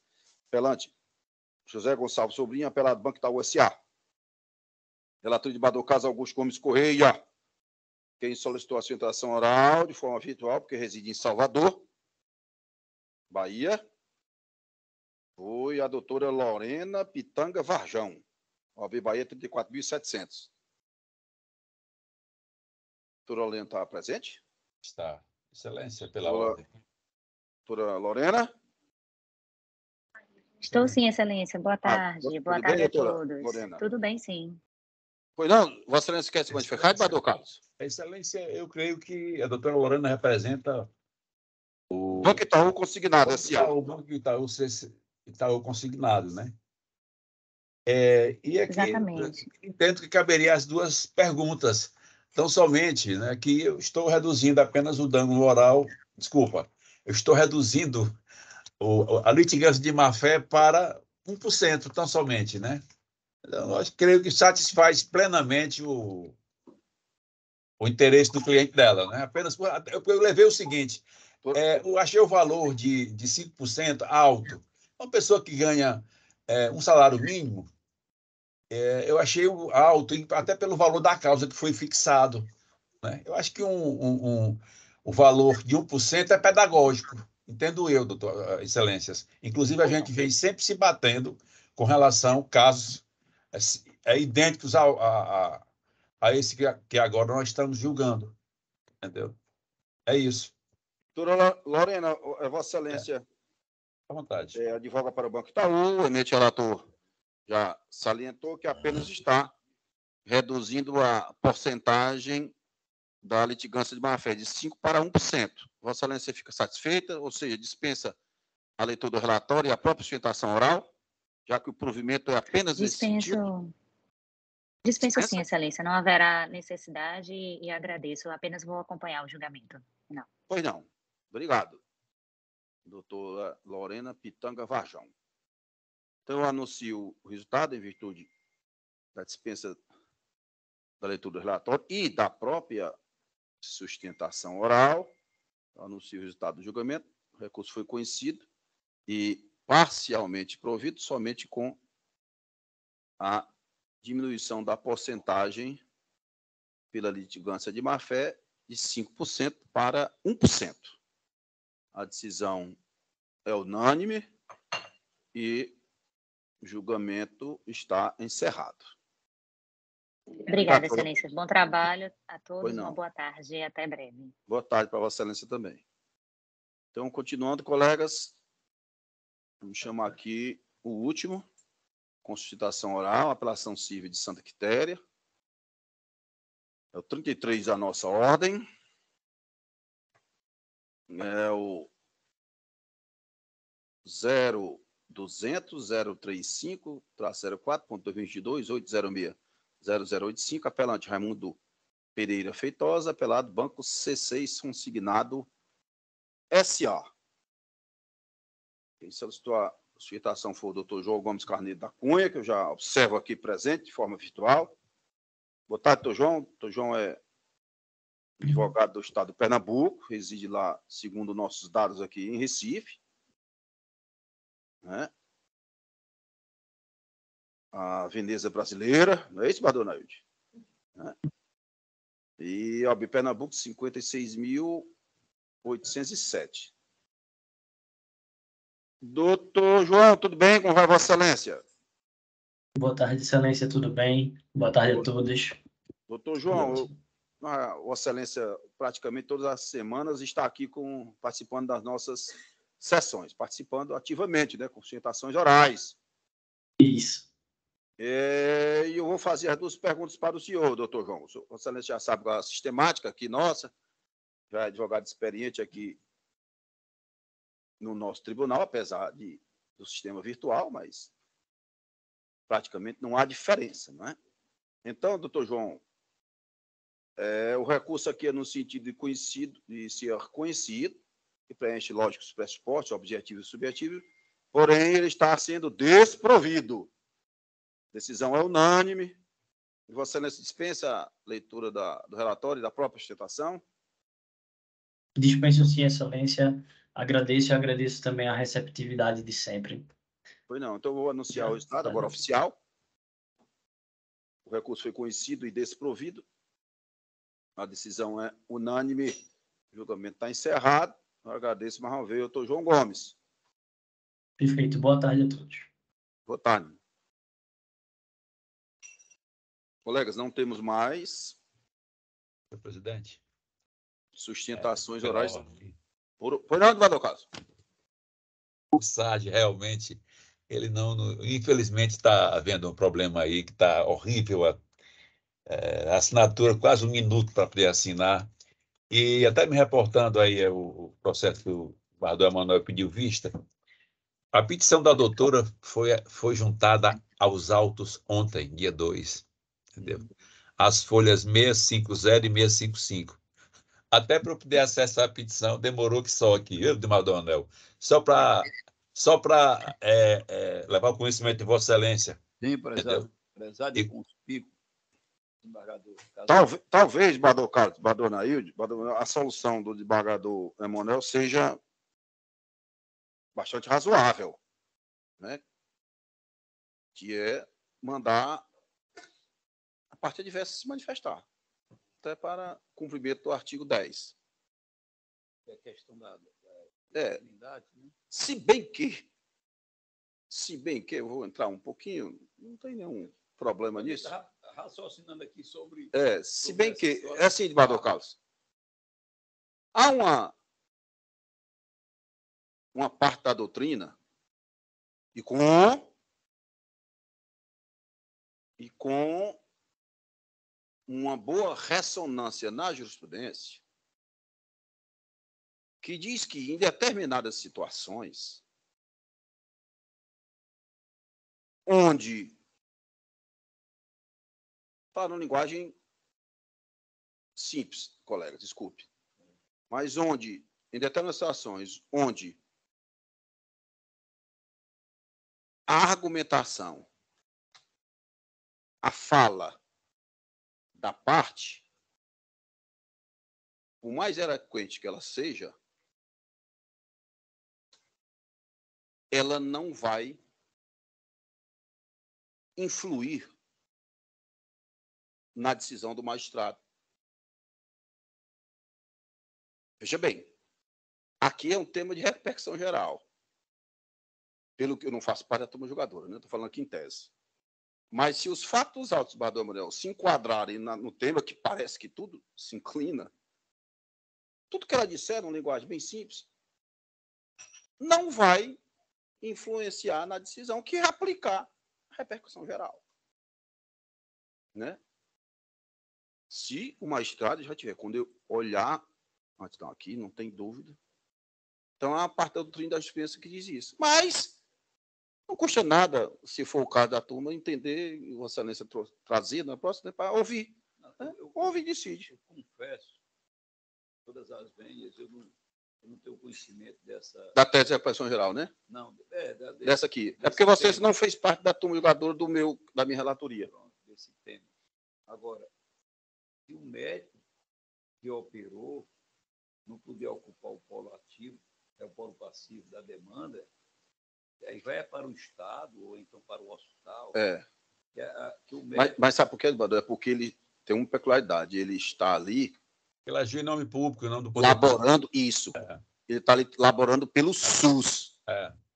De grosso modo, fazendo, às vezes... nesse caso é o SUS. A cirurgia foi feita pelo SUS. Foi. Tem essa peculiaridade que é de fundamental importância. Não é um médico que está trabalhando lá no hospital Antônio Prudente ou Unimedes, né? Entendeu? Seria exatamente. Está fazendo, às vezes, a rede pública. É isso. É compreensível. É compreensível. Mas talvez saia um pouquinho fora da conta. Mas é tema de repercussão geral, STF. Tem que obedecer. Não tem jeito. Mas vamos em frente. Inclusive, vai tocar algumas pessoas que queriam dizer mais alguma coisa? Só para concluir aqui, inclusive, o que me fez rejeitar foi a questão, porque eu analisando aqui a petição do doutor Hernani, ele na contestação, em nenhum momento, ele fez essa alegativa, em nenhum momento. Claro. E veio alegar agora ontem, por sinal, né? Talvez eu diga que talvez, né? A sugestão do desembargador Emanuel, talvez a turma entenda que seja a melhor, né? Manda falar. 5 dias, 10 dias, se for o caso, né? Estou aqui me metendo, mas... Aí seria o caso de retirar de mesa, porque já deu vista a ele, né? A vista aí está... Eu vou ter que inserir meu voto mesmo assim. Porque tem que ser Vossa Excelência, Bado. Se for o caso da turma jogadora, aí tem que ir... Pois não, doutora?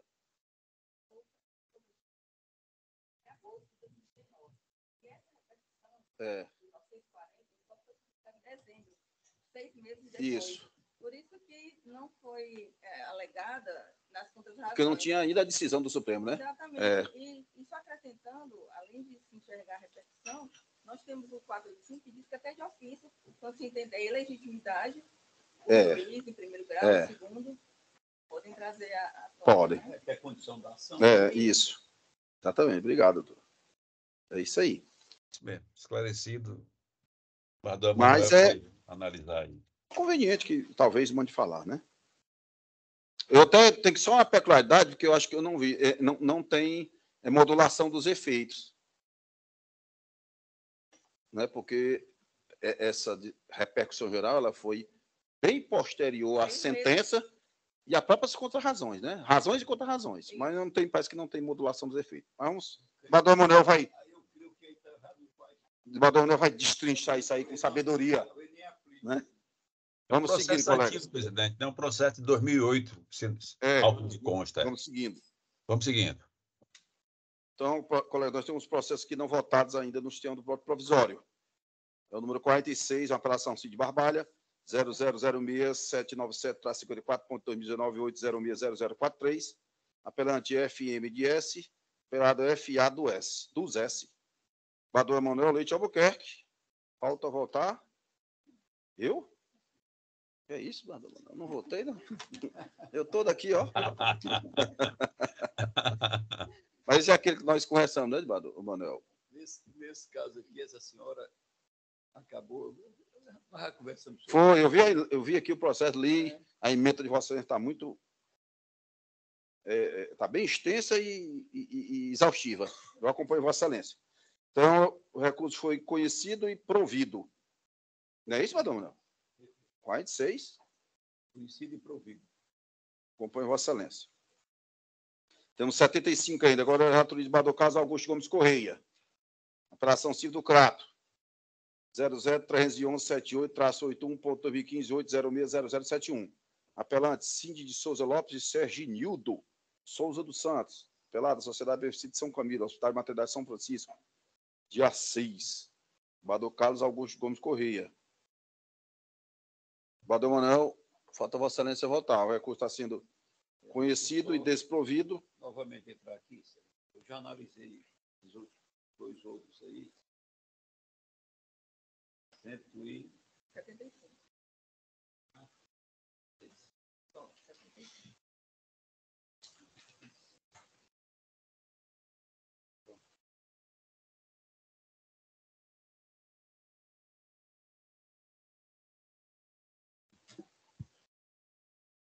Excelência, eu já analisei, estou acompanhando aqui o voto de Sua Excelência, do narrador Carlos Augusto.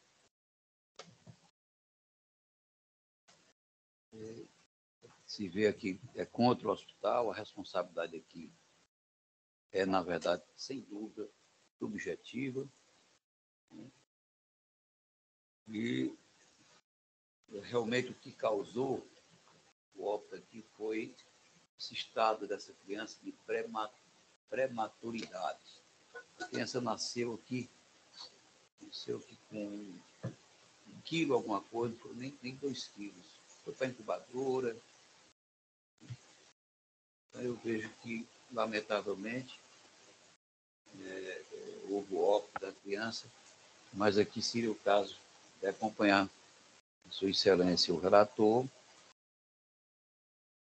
pelo conhecimento e não provimento. Como voto, senhor?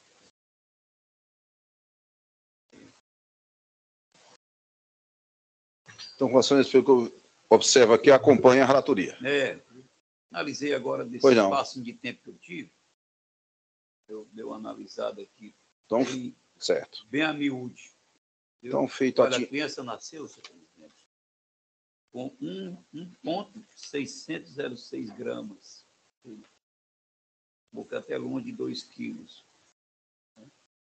E o que ela reclama aqui é que ela esteve no hospital, que foi mandado que ela retornasse, mas aí nós temos a comprovação aqui de um exame que foi feito, o estado dela naquele momento era estável, né? Então não foi essa motivação, pelo menos está nos autos, que ocasionou o óbito dessa criança, né? O decesso dessa criança. Então, fiz só aqui um ligeiro acréscimo, para melhor justificar o meu voto. Pois não. E, repetindo, mantenho o pensamento, a compreensão já lançada pelo Sua Excelência, o relator. Obrigado, vereador Manuel. Então, anuncio o resultado. O recurso foi conhecido e desprovido. A decisão é unânime. Julgamento encerrado. Nos termos do voto também do relator. 76, também de relatoria do desembargador Carlos Augusto Gomes Correia. Ainda não atingiu a unanimidade, se for o caso. Infração civil 02-20-753-80-2014-806-0151. 76 de Badão Manuel. Falta o Badão Manuel. Eu já abri aqui, já analisei. Apelante Isabel Henrique da Silva, apelado Hospital Maternidade Jesus Maria José.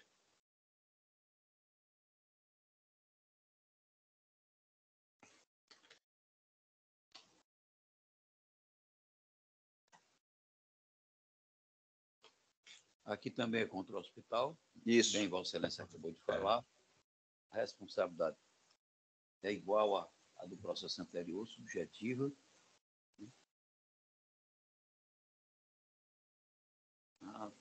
Neste caso aqui, corrigindo o que eu falei anteriormente, é que a senhora foi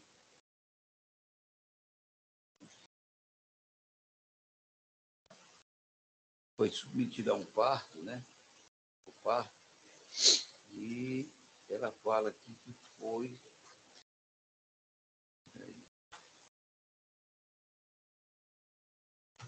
Ela entende aqui que houve a negligência, mas ela acaba dizendo que... Com vontade, Manuel.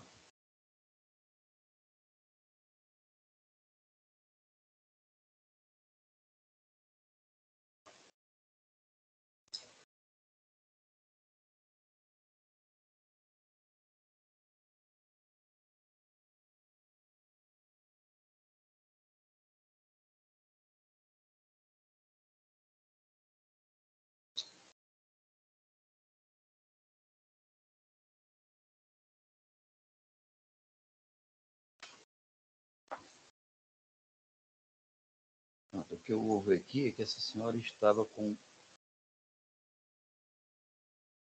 uma palavra aqui.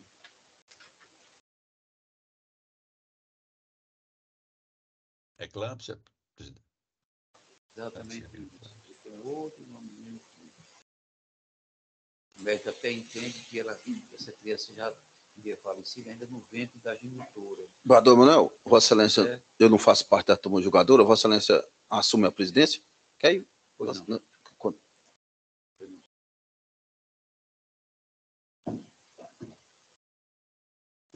De novo, aqui foi a prova pericial, mas ela, no caso aqui, seria desnecessária. Pronto, então,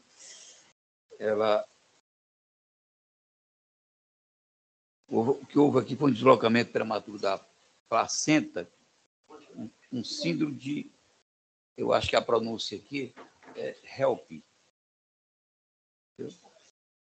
Então, nesse caso, realmente, não se tem nenhuma comprovação aqui de qualquer prática de negligência, imprudência ou imperícia, né? Aqui pode-se dizer que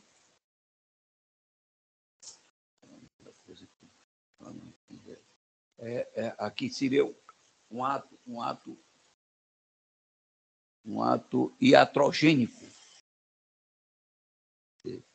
O hospital, no caso aqui, o médico, ele se valeu aqui de todos os recursos existentes na literatura médica científica, mas mesmo assim não conseguiu evitar o decesso dessa criança. Então, portanto, eu acompanho também, Sua Excelência, o relator. Bárbara Nailde. De igual forma, senhor presidente, com a relatoria. Passo, então, a anunciar o julgamento. Nós estamos aqui no 76, né? Então, recurso conhecido, mas não provido, ou seja, desprovido nos termos do voto de Sua Excelência, o relator. Vamos ao seguinte ou esperar Sua Excelência, o presidente? 76. O 81, também da relatoria de Sua Excelência, do Carlos Augusto, recurso protocolado sob o número 010-0860. Eu continuo. Claro, pode continuar, não tem dúvida. 08.2016.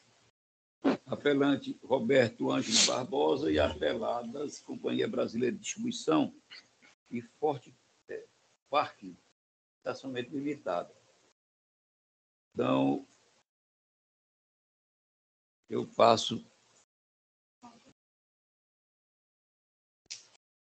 No caso, Pode continuar, Cordão. Então. Falta Vossa Excelência, é bom que. Sua Excelência, o relator quer pronunciar-se. Se não, eu já posso.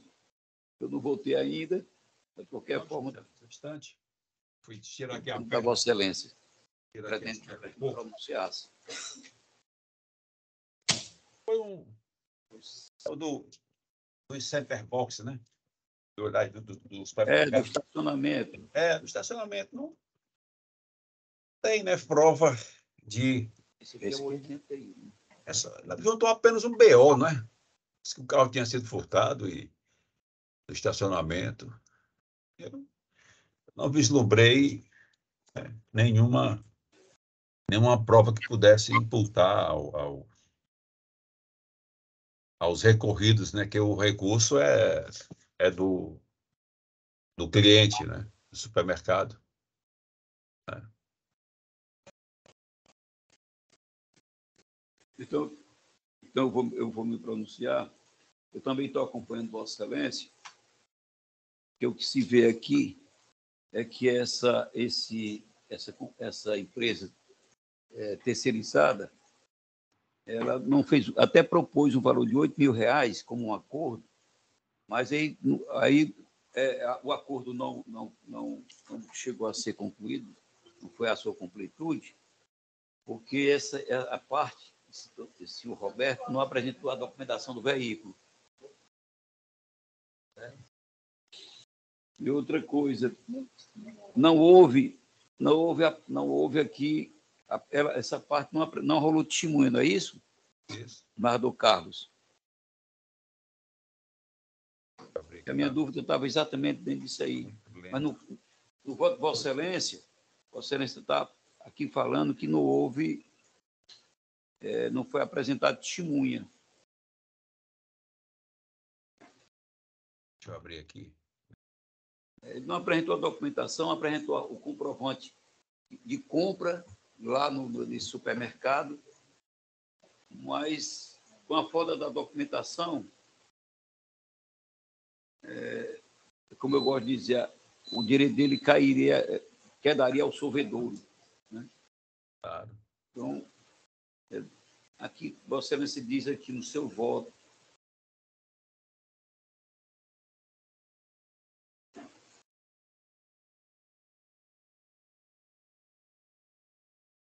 se ele tivesse apresentado a documentação do veículo, mas não apresentou, não tem a prova da propriedade, embora que os bens móveis transferem pela tradição, mas aí não temos aqui a instrução do processo, pelo que eu pude aqui enxergar. Isso.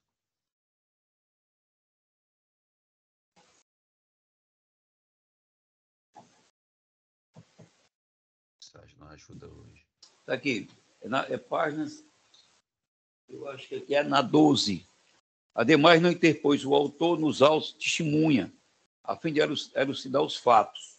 Você quer comprovante acerca do valor do veículo, para caracterizar o quanto em dando o material requerido. Então, em função dessa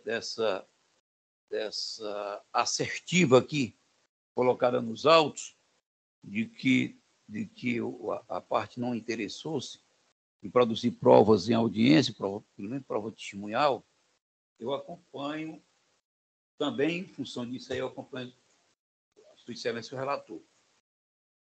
Embargadora Nailde. Também acompanho a relatoria, se quiser. Passo, então, a anunciar o julgamento. Recurso conhecido e não provido, ou desprovido nos termos do voto de sua excelência o relator. Voto à presidência ao nosso prezadíssimo presidente. Oi, presidência é presidente. Né? Obrigado, Bador Manuel. Bador Mauro. Vamos prosseguir agora com 114. Esse é de minha relatoria. 114, falta o voto do eminente Bador Carlos Augusto Gomes Correia. E falta. 114, Bador. Com o relator. Ah, não, doutora Lia. Esse aqui não disponibilizei o voto. Ah, não, peraí. Esse aqui o voto não está disponibilizado. É um que... Mas ele está aqui, no momento. É os chamados bug que chamam, né, que dá os erros aí. E...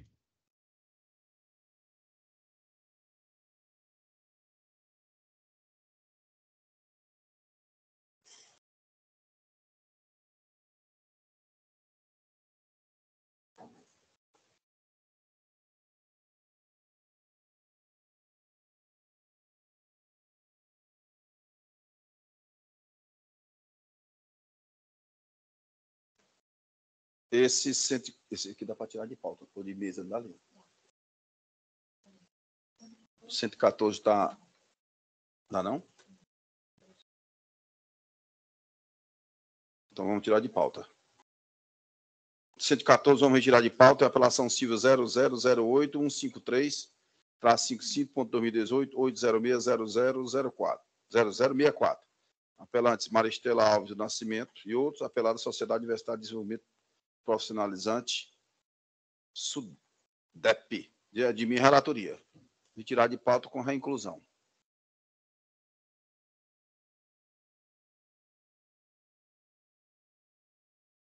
Aí vai ficar para 2 semanas, né, Lia?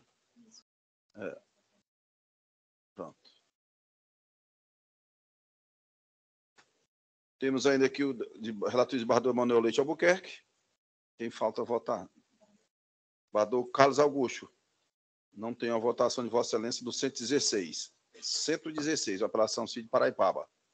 0000-675-22.2019-806-0141. Aqui diz que eu não faço parte da turma. Ó. Apelante COB, apelado ANMM. Bador Manuel Leite Albuquerque. Aqui diz que eu não faço parte da turma. Pensou? Faz. Pois é. Em nome de Vossa Excelência. Eu estou sem acesso aqui. Está aqui.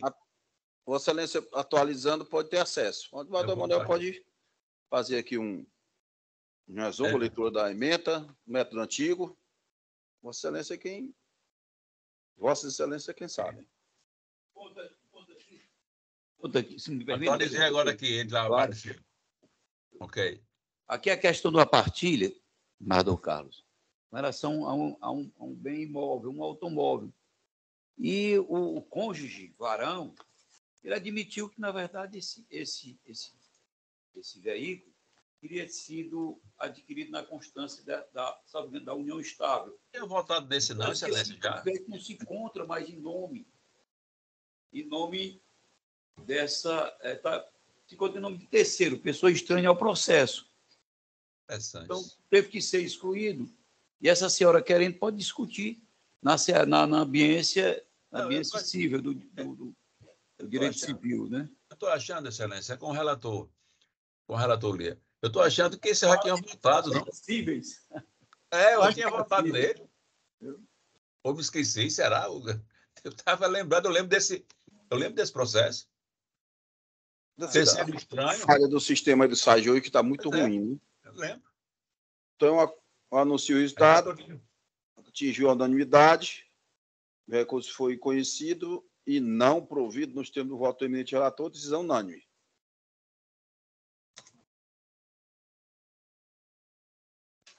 117, desembargador Emanuel.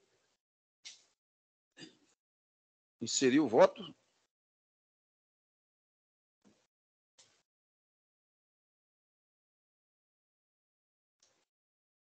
Mas o desembargador Emanuel faz parte da turma.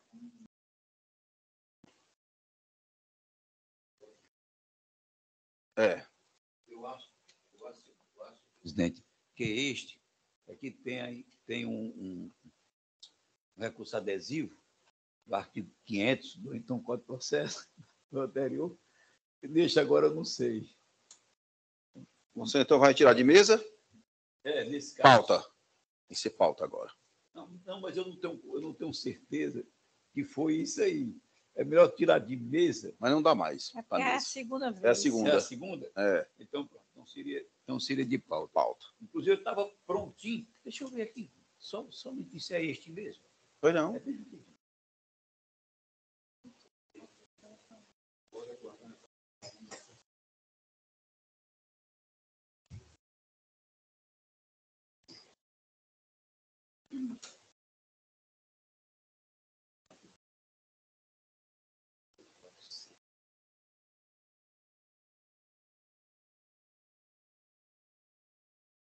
A segunda.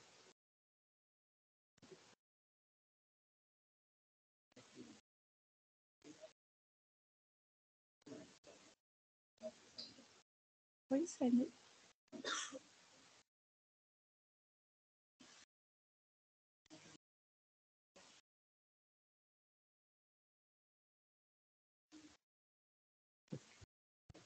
Excelência.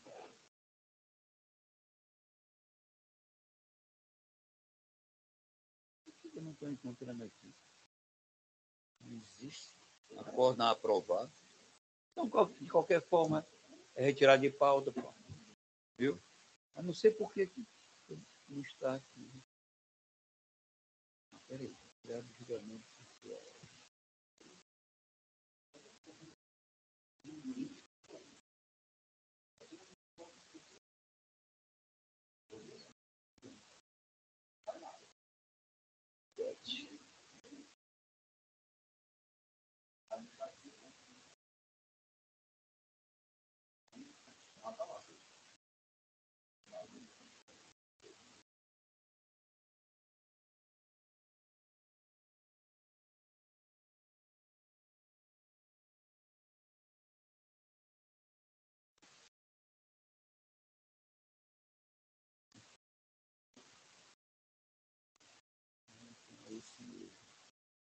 Eu tinha um que eu disponibilizei, é aquele que Vossa Excelência pediu visto. Pelo problema da compra daquele carro de uma senhora com o marido dela, isso aí. Pronto, eu não estou.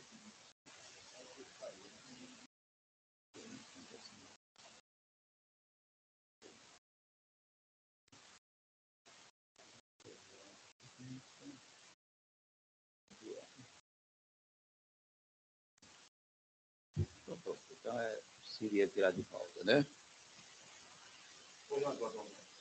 Retirar de pauta 117, operação civil de... Retirar, vou repetir porque o microfone estava desligado.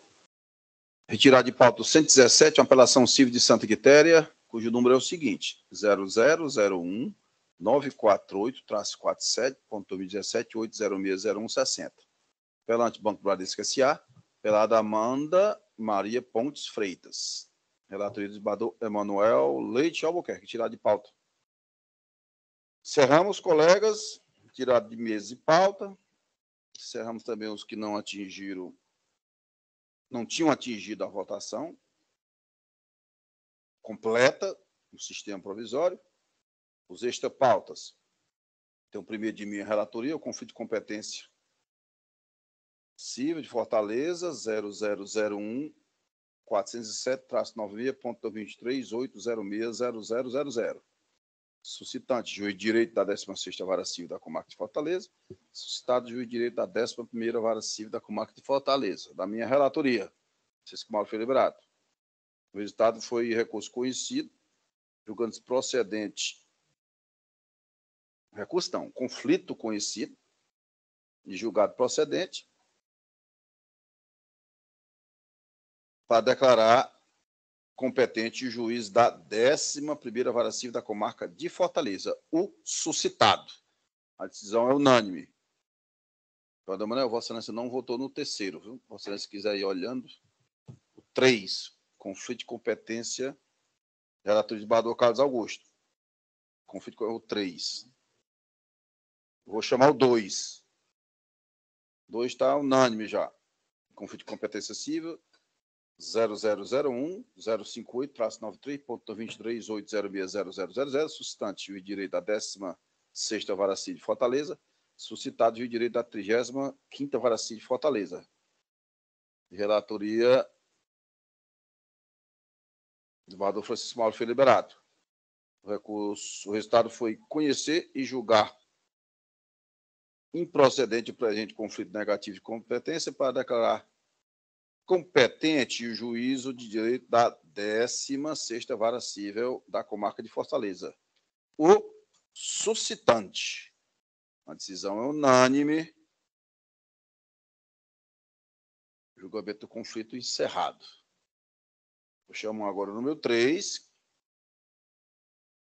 É um conflito de competência também civil lá de Maracanaú. Número é o 0003-358-62-2022-8060000. Suscitante, juiz de direito da 2ª Vara Civil da Comarca de Maracanaú. Suscitado, juiz de direito da 29ª Vara Civil da Comarca de Fortaleza. Relatoria do desembargador Carlos Augusto Gomes Correia. O relator propõe o conhecimento e o julgamento procedente do presente conflito negativo de competência para declarar competente o juízo da 29ª Vara Civil da Comarca de Fortaleza, o suscitado. Obrigado, Padre Manuel. Atingiu a unanimidade. Então, a proposta de decisão do eminente relator, qual eu acabei de ler, é acatada à unanimidade. Competência do juiz da 29ª Vara Civil da Comarca de Fortaleza, o suscitado.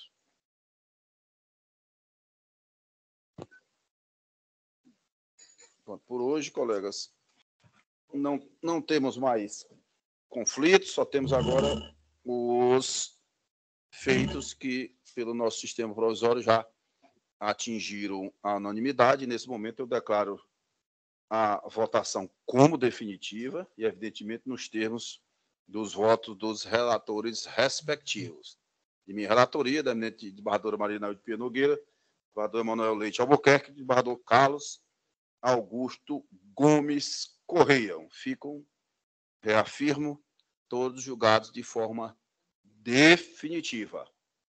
Por quê? Porque atingiram a unanimidade no sistema da nossa votação provisória e todos os feitos foram publicados na pauta respectiva. E não há nenhum destaque nos mesmos. Colegas, mais alguma informação? Alguém quer fazer outra Senhor palavra? presidente, Pois não. eu queria aqui propor um voto de pesar pelo falecimento da dona Tereza de Jesus Bastos Coelho. Por sinal, até o desembargador Carlos Augusto conhece. É uma senhora que construiu a sua história entre Itapajé e São Luís do Curu, e é mãe do Raimundo Nonato Coelho Júnior, por sinal, é meu cunhado, casado com a minha irmã. Então, eu queria que, em nome do Raimundo Nonato Coelho Júnior, fosse transmitido esse voto de pesar hoje, aqui proposto por mim. Todos de acordo? Todos de acordo. Gostaria, presidente, com a autorização de Vossa Excelência, de dar um testemunho. Até no dia do falecimento, eu me comuniquei com a desembargadora Anaílde, com os familiares, e que Dona Terezinha foi uma pessoa que fez parte da minha adolescência, juntamente com o Júnior, que é cunhado da desembargadora Anaílde, né? Fomos, digamos assim, companheiros, amigos, né? Ele quase todo dia estava na minha casa, o papai tinha uma mercearia, o pai dele tinha uma padaria, tá? E ele estava lá conversando, né? Então, também eu faço essa homenagem a ela, a uma mulher inteligente e forte que viveu o seu tempo. Obrigado. Obrigada, desembargador Carlos Augusto, pelo seu depoimento. Pois não. Deferido, Eu lógico. queria apresentar. Pois não, doutor?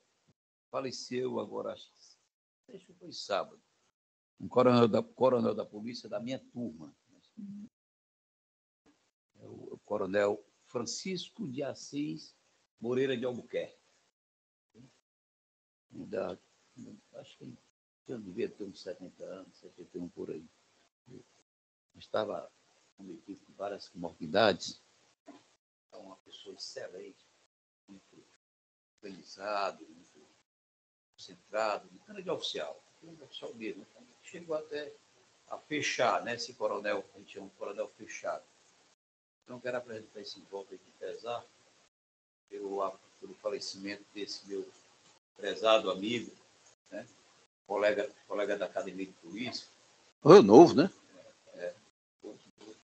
Passei que tem um outro colega que está aguentado, é grave. A senhora vai proteger também da Academia de Polícia. Todos de acordo? Uma proposta de voto De pesado, acordo, senhor senador presidente. Manuel. Não deferido. Também. Agradeço ao desembargador Nailde, desembargador Manuel. Mais alguma coisa, colegas?